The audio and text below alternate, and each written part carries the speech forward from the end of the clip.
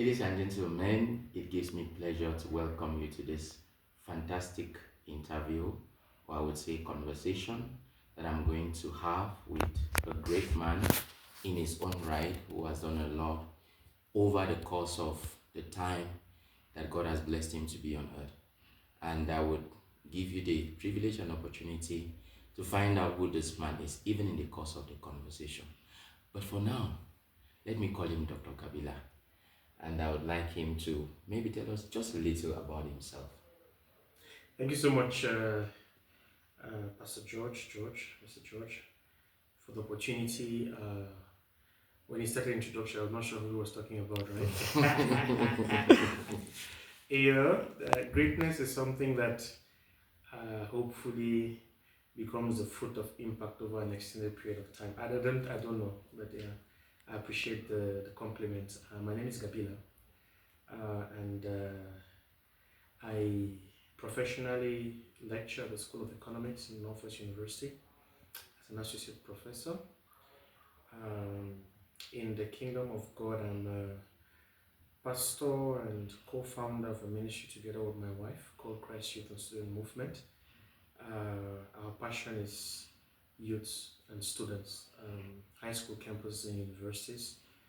And God has called us to raise a generation of young men and women that identify with the Lord Jesus Christ and go on to represent Him, operating in a spirit of excellence, academically, spiritually, relationally, and emotionally, and then professionally, and also growing up to becoming leaders, operating with a Daniel, Joseph, Nehemiah kind of grace and anointing, Powerful. which is today what we call leaders in the marketplace. That's who we are, and that's what, by the grace of God, we've been busy with for the last couple of years. It's obvious to anyone who is following keenly that you wear many hats. You're also a husband, and you are as well a father. Now, if you were required to give an evaluation of yourself in terms of a role that best describes you, what would you settle for? Would you call yourself a lecturer, a pastor, an economist, a leader, a revivalist? What title best describes what you do? Oh no, I think you answered the question when you started asking the question. I think my greatest mission and assignment is that of a father. Wow. A father to my biological children and to my spiritual children, those that God has given me the grace to be a part of their journey and their life. As a lecturer, as an economist, I think those are my passions. Okay. Those are things that God, by His grace and His mercy, has added to help spice up life. Wow. Yeah, I like what I do. I enjoy it. I like the content. As an economist, the good thing about economics is it's a social science that looks at people and society, resources, scarce resources, management of scarce resources, and how to allocate and make use of those resources to, in the very basic classical sense, satisfy a flow of needs and wants, which in the human sense can be very broad, from personal to societal to community to nations and continent-wide. So that aspect of one's life, it's part of an opportunity to contribute to a broader conversation about human well-being, but it's far from defining who we are. Who we are is the lives we get to interact with. We have, over the course of 24 days or so, crisscrossed this country to an extent, South Africa actually.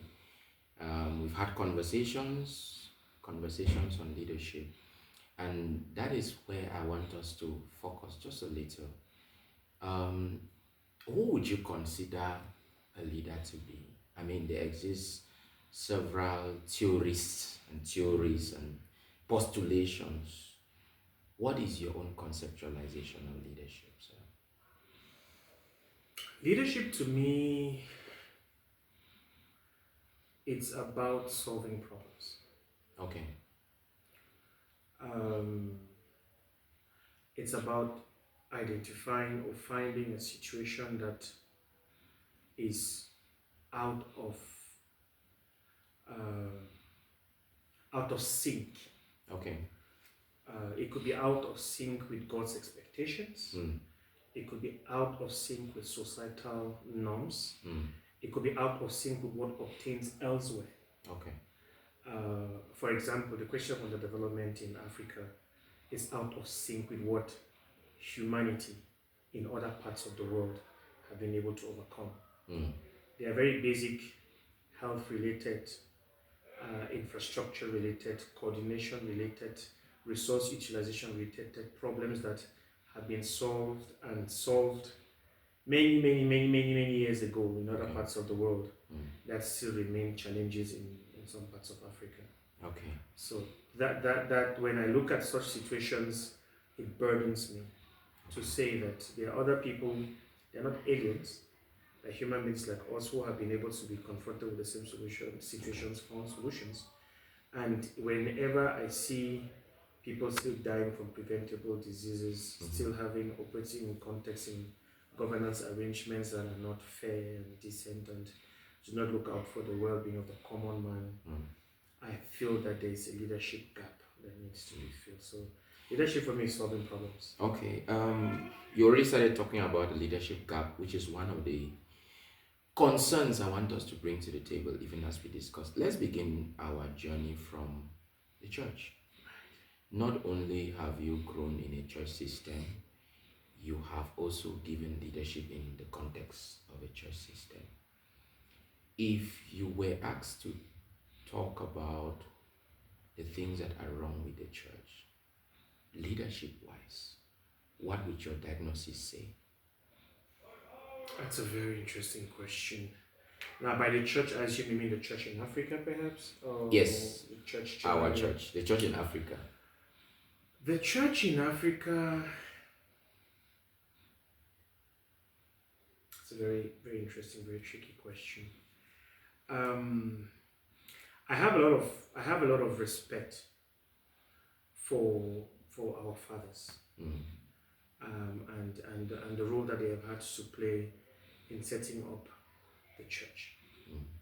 I think that from the very onset, or in my experience in Christianity, growing up in a very conservative Pentecostal movement back in Cameroon, there was one thing that I learned a lot from our fathers was their pure, sincere zeal, love for God, a genuine desire to serve God and advance His interests, and the desire and the need to teach us the ways of the Lord. So I think we came from a background of extremely spiritually sound leadership, engagement with scriptures. People, we were privileged. I think we were privileged at the time to be groomed by people who were not playing games. They loved the Lord genuinely, and they unpacked scriptures and communicated to us with sincerity, and they modeled it and they lived it out. I think over time the church in Africa has faced challenges that come with growth. Okay. Challenges that come with growth, which again, like I would have given the example in the secular context, are things that have been solved effectively in other contexts. Okay. So let me give you just an example of corporate America. Yeah. There's a collective efficiency in management, philosophy of the management of people and resources that is common in corporate America, that very easily permeates the church. Okay. And so they tend to have, no matter how small, no matter how remote their churches are, well-organized churches that are very systematic, have processes in place, have a healthy understanding of how to bring people and resources within an organization to accomplish specific objectives. I think a lot of African churches are struggling in that aspect. Okay. And I personally want to think that it's partially because It's also cultural and systemic, Okay. because the church tends to be a reflection of the society. Right. If a society has established certain norms and best practices in the management of people and resources, even in the secular, it would be naturally copied in the church. So I think the church in Africa is reflecting the African society. If and the fact that the church has not been able to rise above and provide light to society in that area seems to be a concern to me. Okay, I'm not trying to truncate the flow of your thoughts, your narrative, but I am a little concerned. Having served as a leader, I use the word served very intentionally. What would you consider to be best practices in leadership when it comes to shepherding people? What are the current pastors getting right and getting wrong from your own wealth of experiences?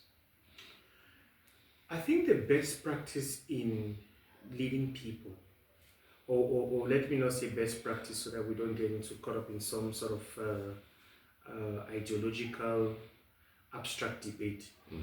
I think that the important thing when it comes to providing leadership in this context of a spiritual family is the obligation of the leader to receive from God, as it were, a profound understanding of God's intention for the people that he is leading, and doing the very best in his ability to align himself, his offering, and his engagement with those people to that plan. Talking about aligning of self, what do you make of leaders who are beyond questioning?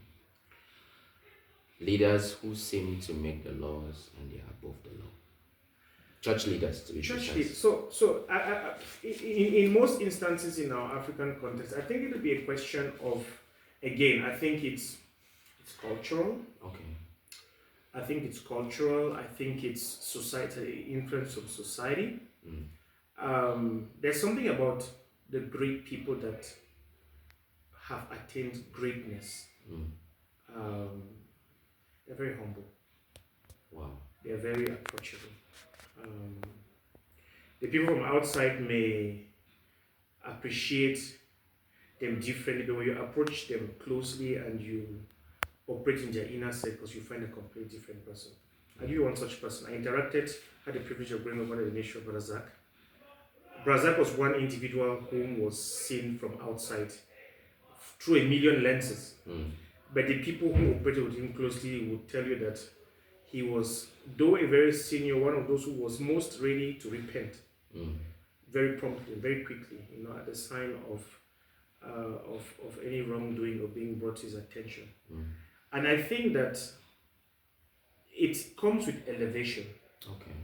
There's a certain humility that comes over you the higher you go. Is it automatic? I asked that question because it seems to be the reverse for some people. Some people seem to rather grow in pride and arrogance. There is height in the eyes of men. Okay. And there's height in standing with God. Powerful. Height in the eyes of men does not necessarily confine humility. Okay. But when you grow in standing with God, it's so natural. Okay. It's so natural. I don't know Pastor Adeboye very closely, but that's one person that usually comes to mind. Now, if let's talk colloquially and let's go gutter when it comes to ministry. Let's say if people had to brag about accomplishments in ministry, I think Pastor Enoch Adeboye has a lot that is worth bragging about. The very fact that you and I are talking about Pastor Adeboye, not Right Reverend Emeritus Archbishop Adeboye. Which brings me to another question. Speaks of his humility. The whole idea of titles. What do you make of titles? Is there something about titles that is not right? At least in the way we are going about it in our day and time. Definitely. Okay. Maybe you say something about. Okay. Definitely. Listen, in leadership colloquium, they say leadership is not position. Right. It's influence. Right. knowledge does not scream. If a black person goes out there and insists on his blackness and needs to go the extra mile To prove. call me Dr. Black Nubong, then there's something, it raises an eyebrow. Right. You know, in my very little experience, those who have really, for example, operated in an extensive apostolic ministry don't run after the title. They are so caught up with the extent of the work that they have to do that they even forget how they are called. Are you trying to say that you don't take offense when people take away that great accomplishment in front of your name and just call you by your name? To be honest with you,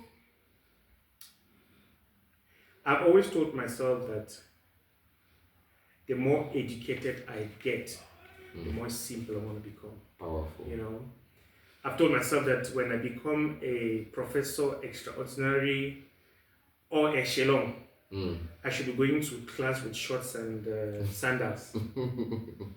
And if you hang around academics, those who are really cutting edge in their field, you're going to realize that simplicity is often the mark of sophistication. The best sophistication. It's the best sophistication. When you meet people that actually really know and actually master their field, they don't make an effort to show it. To show it. Okay. Or to prove a point. Or to prove a point, yeah. Okay, you have let's leave the church for a while and then dabble into academia. You are a teacher in your own right, lecturer, you are touching many lives in the context of the classroom. Do you believe that a teacher has that responsibility on his shoulder or on her shoulders to make a difference in the classroom? It's a calling.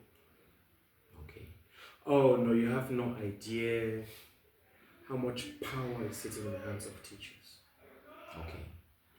A lot of people in life end up choosing careers based on a relationship they had with a teacher in the course of their journey, academic journey. Amazing. A lot of people.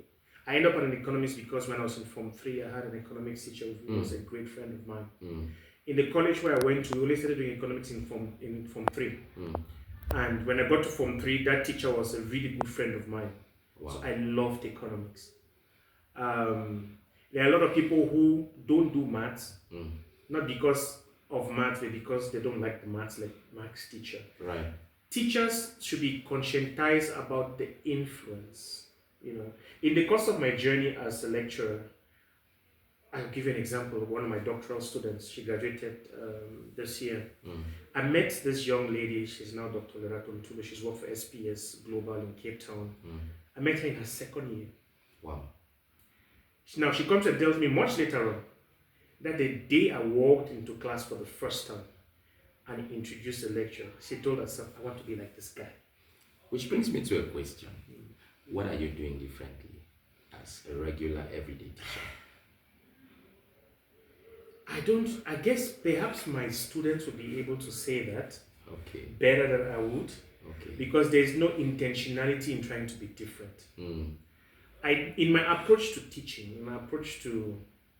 in my engagement in the class, I see it as a mission to raise a generation. Wow. So I tend to dispense knowledge on economic theory and I relate it to real life events and I challenge them. Powerful. Challenge them to their responsibilities. For example, I often tell my students, and I've made it a point to tell a lot of them the last couple of years, that you are not the enjoyment generation, you are the nation building generation. Wow.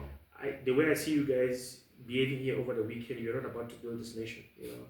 So you challenge them? No, I challenge them to realizing the responsibility that is their generational mission.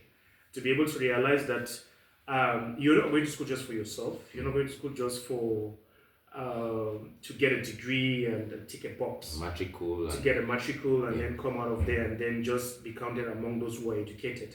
You're going to school to acquire the knowledge to solve practical problems, to transform the society from which you come. Which means that you are not within the bracket of those teachers who make sure they keep students who are on research longer than they should be, so that they frustrate them effectively you are also not among the teachers who take advantage of students in one way or the other.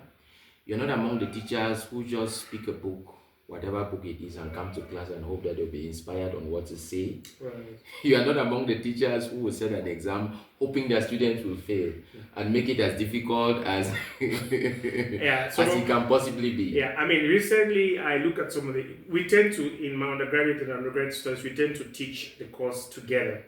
I look at some exam questions and I get angry, because I don't think the purpose of examination is to trap students. I don't think the purpose is to test what they don't know. It's actually to test what they know. Right. A lot of people set exams with looking for ways of catching the students. Or to prove to them that they are dull and you are tough. You're right. So I think it's really missing it. By the grace of God, I have had the opportunity to supervise so far 6 PhD students. Wow. I'm busy with 2 master students. I've graduated 2 master students. Okay. My 2 master students completed in 1 year. And that was a deal I had with them. And I draw inspiration from my master supervisor. I don't know if he knew how significant what he told me was and how much it changed my perspective on my research. He told me that when you're doing a master's degree, you're not trying to change the world. You just need to demonstrate proficiency and understanding and mastery in the subject matter. Wow. So that every time when he told me that, it took like a big weight off my shoulder. And that's what I tell my master's students. I'm saying, you're in a master's class, I don't see any reason why you should do a master's in more than 1 year. And I actually at the beginning of the year break it down for them. Break down the chapters, like 6 to 7 chapters. If you do effective research, if you are dedicated to the work, 1 to 2 months of consistent work, you should be able to write a chapter. Wow. I tell my students, in a 7-chapter master's thesis, your chapter 2 is your most important, which is your literature review, and then your chapter 5, which is your results and analysis from an economics perspective and your discussions. So the most difficult part is the research proposal, where you're conceptualizing the problem and trying to write it up.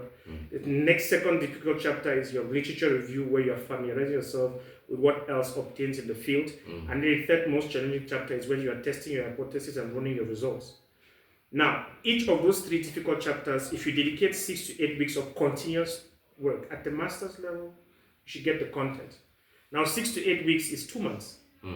So that is 6 months for the 3 most difficult chapters. And then your other 3 to 4 chapters are 1 month work. So I tell my master students, it's a 1 year thing.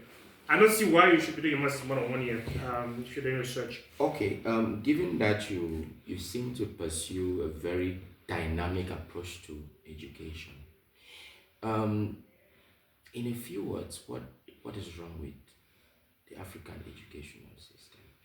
It's a very interesting question.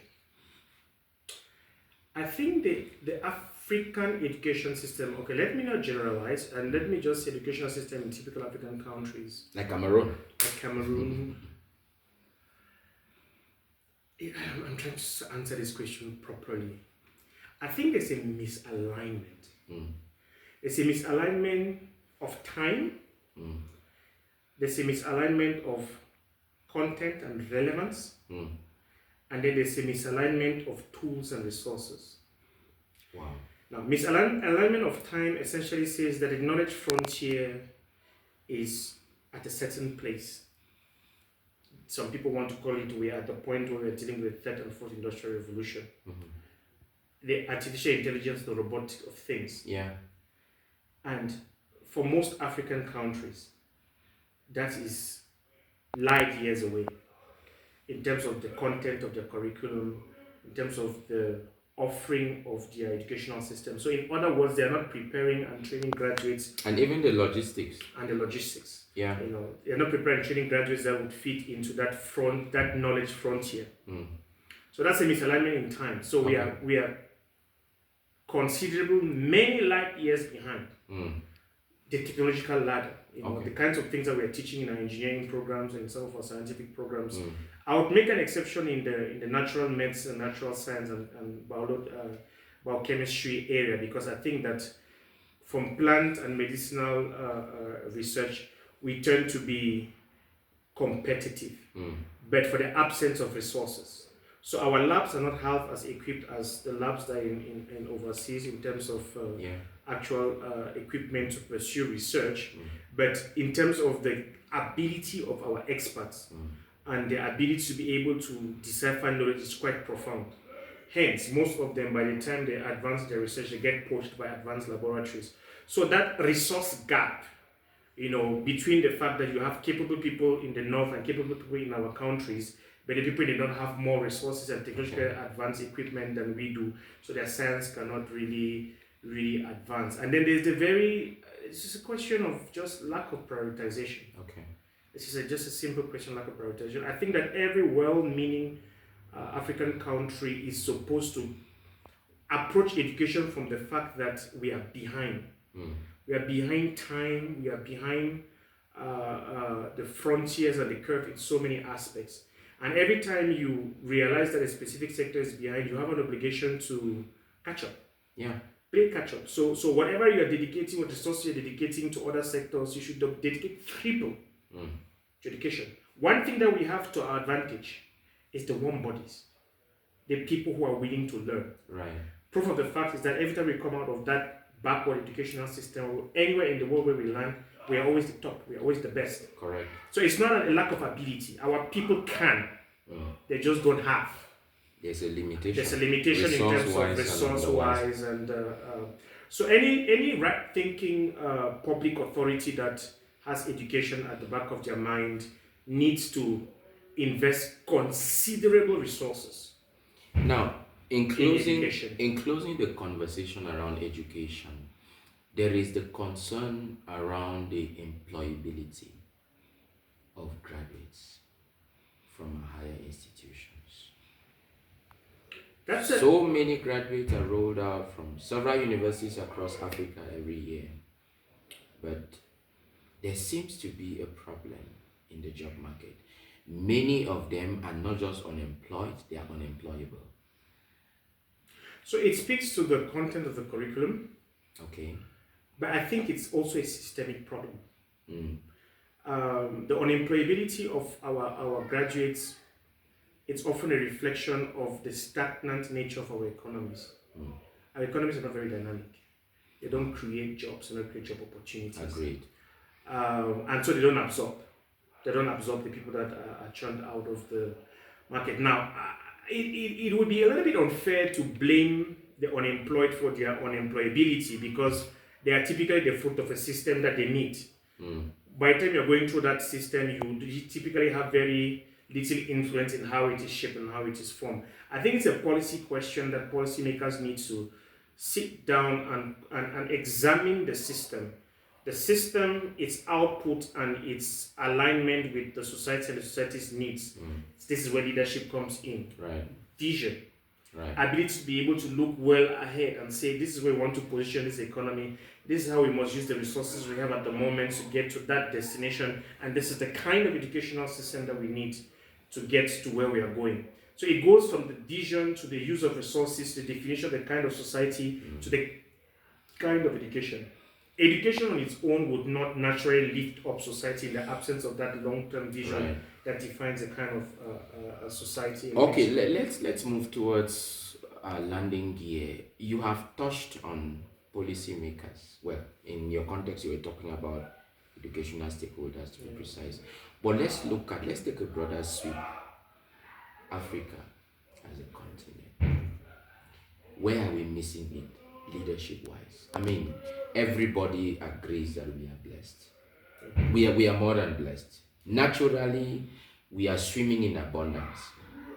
But again, when you look at the reality, we are actually in abject poverty. So this disconnect between what we have and our reality, how did we get here? What is not right about the way our leaders are going about leadership?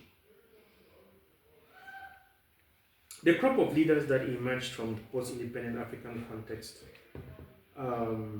inherited, in many instances, very primitive economies.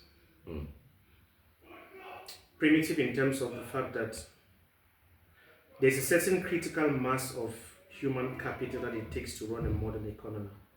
Okay.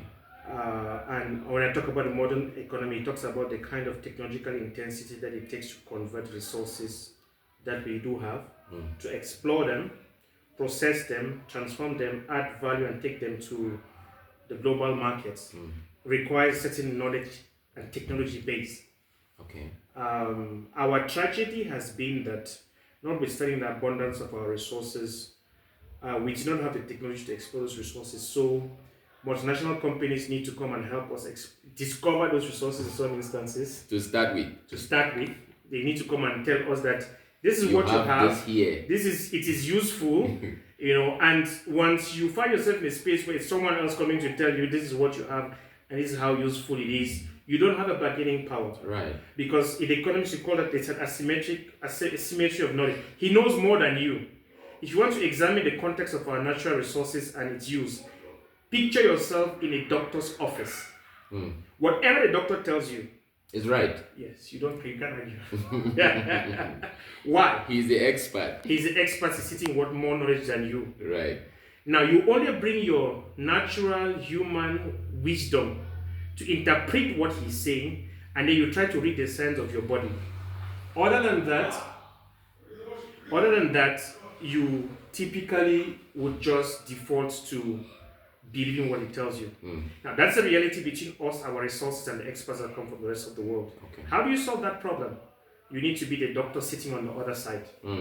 And that doctor is the person that needs to then. So you need to train the engineers, train the geologists, develop the technology that it takes to be able to explore your own resources. And you're going back to education.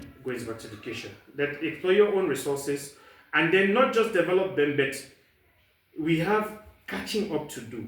Because once we are trying to develop the ability to explore our own resources, the knowledge frontier in each of those areas in the other parts of the world, it's many, many, many decades ahead. Okay. We need to catch up to that. Now, the implication of they being many decades ahead means that they have acquired a first mover advantage. They have gone ahead of us. So us catching up is more expensive. Okay. It becomes more expensive for us, so we cannot then catch up and then produce at globally competitive prices. Now, for a lot of the policymakers who are making the decision to transform those resources, they are politicians, and politicians are defined by political cycles. So you have someone who comes into power, I'm talking about in distant democracies, that realizes that he has 10 years to be in power. 10 years is typically not the time that it takes to be able to even develop the full value chain of a mining operation. He has money that he can go for multinationals. Multinationals come and give him, propose X amount of a contract. So from a short-termist perspective, he thinks to himself, do I get this 1 billion and sell this gold raw and take a proceed of this 1 billion and run my political campaign and build the road and build the hospital and say my party has done it? Or do I tell this guy, go away with your 1 billion rand, I'm going to try to look for money to expand my own resources? So in economics, you say that people respond to incentives. We have to find a way of changing the incentive system of our political actors to bring them to a point where they are not short-termistic in their view. They are futuristic. They are futuristic in their view. Nation builders. In fact, Africa once had a generation of nation builders. They were called liberators. Right. The people who fought for independence. The Nkrumahs and the others. The Nkrumahs and the Julius Nyerere's and Ben Bella. Ben Bella and Kenyatta. Yes, and Jomo Kenyatta. So that generation of people, they understood their mission. Their mission was to free the continent from the grip of external influence and hand to us, the next coming generation, political power. That political power was not an end in itself. It was supposed to be the liberty to be able to pursue our own development. Right. Unfortunately, not very many people have emerged after that who have understood the generational mission of building upon what the liberation generation acquired.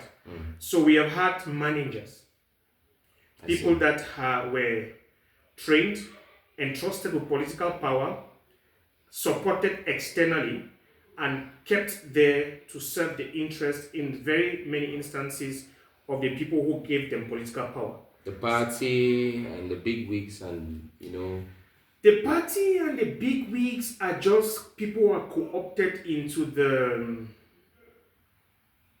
I want to pick this word correctly. Okay. they are co-opted into the system. Okay. A lot of these people, and this is the funny part, and this is the humbling part. Okay. A lot of these people are well educated. They have studied in the best schools in the world, but they are fighting against a system, and it takes a revolution to overthrow a system. That's what history teaches us. Right. It takes a class revolution. It takes a revolution to upset a status quo. A lot of people go into that system with best intentions and realize but they are limited. They are limited. Very, very limited according to their best abilities. They realize that what I studied in school and what I'm experiencing on the ground is night and day. So they hope for a new generation that will eventually come and solve the problems. And my realization of that reality has sort of sobered me up. I'm not currently as damn critical of African leaders as I used to be in the past. Okay. I think they have responsibility. Do you sympathize with them? No, I think they can do more. All right. Let's land on the basic unit of this society, which is the family. I think that if we want to have functional societies, we have to have functional families. That's true. And everything boils down to parenting. Yeah. You have been a parent, biological and spiritual. What do you think parents are not getting right, or they are doing wrong when it comes to raising children? I believe, like everyone else does, that every president, no matter how dysfunctional he is, came into the world through a family.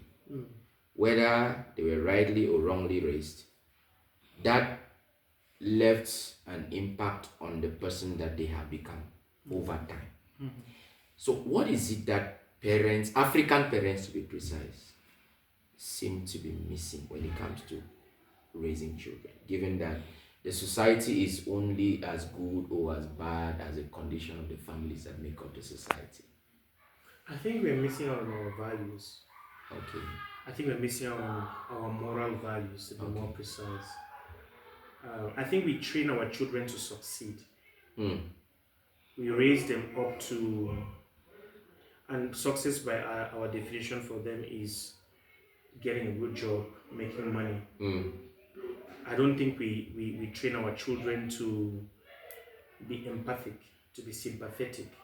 Wow. To look at society's problems and solve. I don't think we are training our children on the values of honesty, on the values of integrity, wow, on the values of looking for the greater good of the community, wow, on the values of caring and sharing, on the values of looking out for the well-being of others. Right.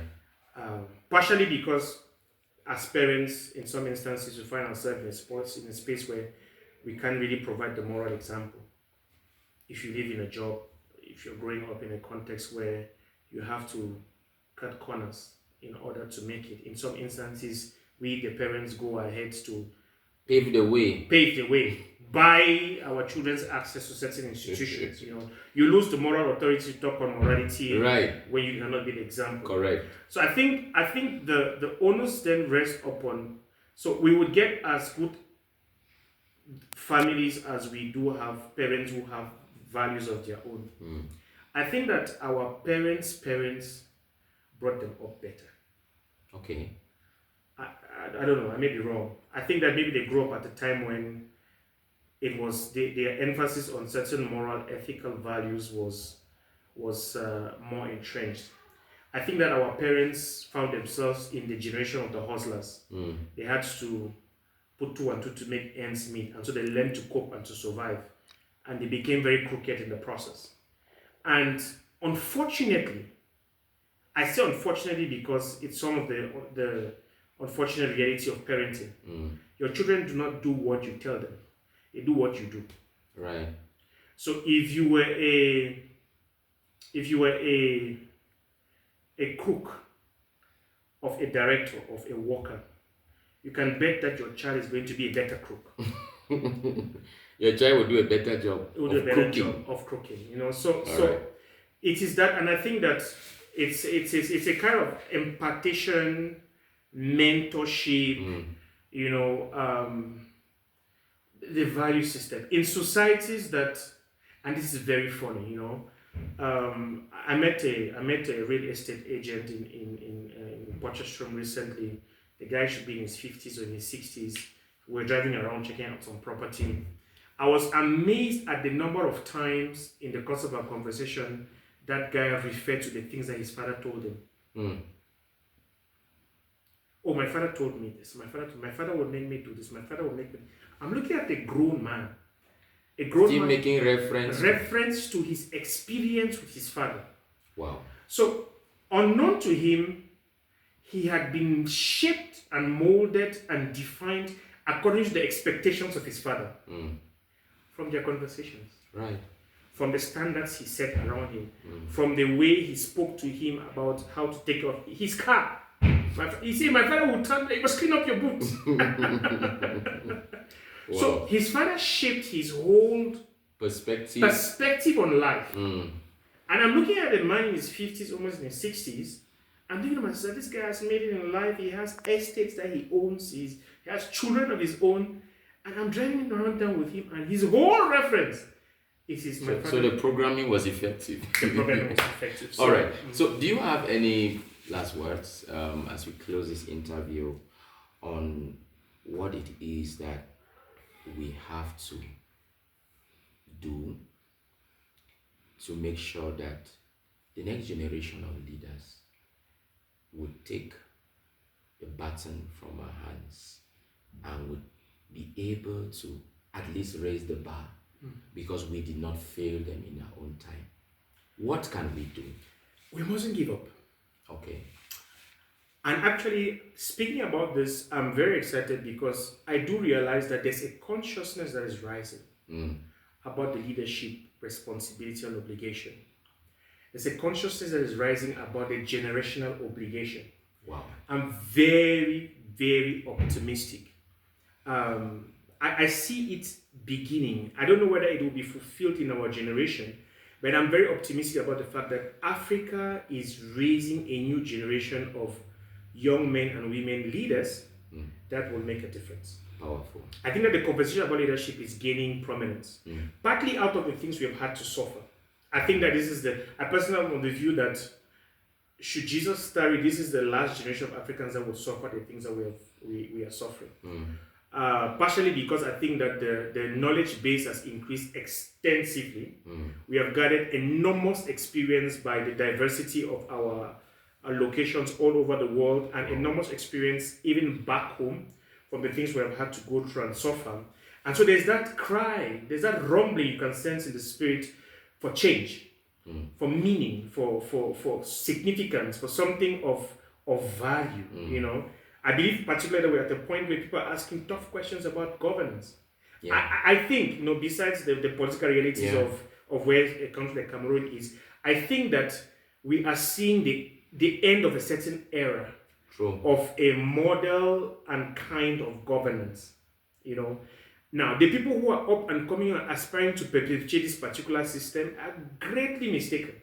Because things will never be the same. Right. They will never be as they have always been. And there's a wind of change. There's a wind of change. And nobody can stop it. That nobody can stop. And I'm very positive about that. And I think that as a result of that wind of change, we are going to get a fresh generation of leaders that would have a heart for the people. Powerful. Will have a heart for you see, this is the way I sometimes look at it. Every society is defined by its ability to treat the most vulnerable of its citizens.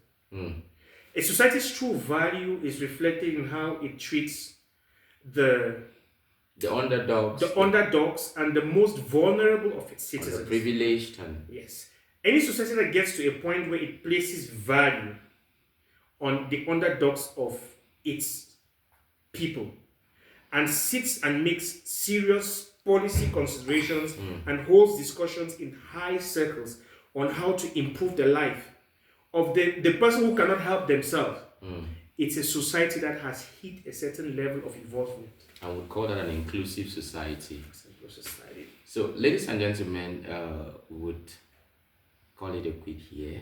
Thank you so much, Prof, My pleasure. for making out time to educate and inspire us on very, very pressing issues that pertain to leadership.